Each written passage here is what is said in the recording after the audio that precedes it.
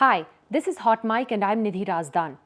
The last few days have been marked by large-scale protests spread across several states against a new recruitment policy for the armed forces announced by the central government last week.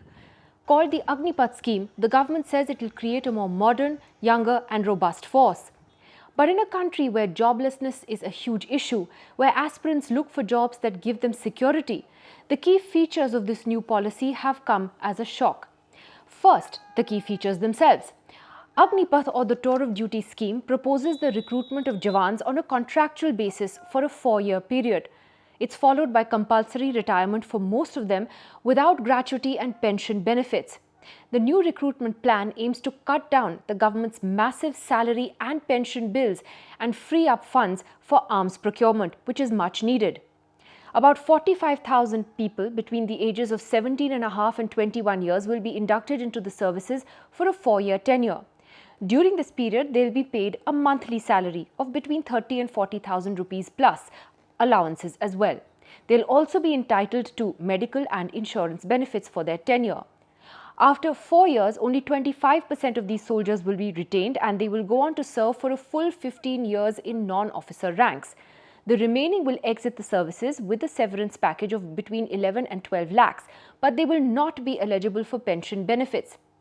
Under the old system, young men aged between 16.5 and 21 years were selected for a minimum of 15 years of service and they would get a pension after retirement, which was one of the main attractions. After the uproar, the government, however, has announced that the upper age limit for new recruits for the Agnipath scheme has been extended from 21 to 23 years of age. This is one time and only for the proposed recruitment cycle for this year of 2022. That's because the pandemic had frozen recruitment for the last 2 years. But even that has not been enough to quell the backlash. Bottom line, the main concern is with the temporary nature of the new scheme. The service is only for 4 years, pension has been removed, and there is no lifelong healthcare benefit for the soldier and his family. The government, however, says that this new scheme will also open up opportunities in the private sector and help the young men become entrepreneurs with the aid of a financial package. Until now, a soldier had job security for approximately 17 years, and after that it was the comfort of knowing that there was a lifelong pension and access to subsidized healthcare for himself and his family. And in case a soldier died in action, the benefits continued for his family. However, the Agnipath scheme will end these benefits. In case an Agniveer dies while in service, the family will get a 1 crore payment one time. That includes insurance, ex gratia and the balance salary.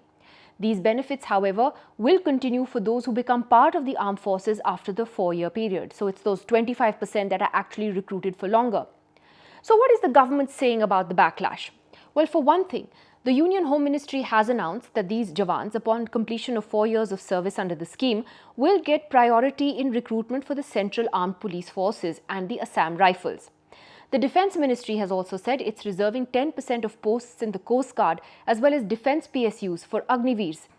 The Home Affairs Ministry is also to give a 3 years age relaxation beyond the prescribed upper age limit for recruitments in the CAPFs and Assam Rifles. Employment opportunities in the Merchant Navy for Agniveers from the Indian Navy, 6 service avenues for induction have also been announced, while the National Institute of Open Schooling will launch customized courses for 10th pass Agniveers to help them obtain a 12th pass certificate. The Education Ministry will also recognize in-service training received by Agniveers as credits for graduation. Public sector banks, insurance companies and financial institutions have all said that they will support them through suitable credit. Many corporate houses have welcomed Agnipath and have said that they would recruit Agniveers after they complete their service.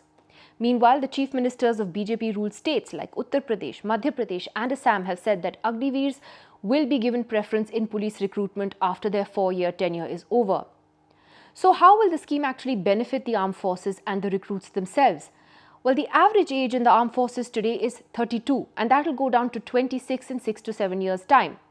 It will create what the government says will be future-ready soldiers. The Defence Ministry claims that it will also increase employment opportunities, and because of the skills and the experience acquired during the 4-year service, such soldiers will actually get employment in various fields and diverse fields. The government says it will help rehabilitate soldiers who leave the service after their 4-year tenure.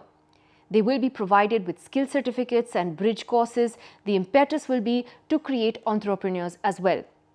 But as the protests continue, the government has also ruled out a rollback of the scheme. While the protests, of course, are legitimate in any democracy, the violence and burning of trains in particular have left a bad taste. One hopes things will calm down soon and that there is a meeting point found between the government and genuine protesters.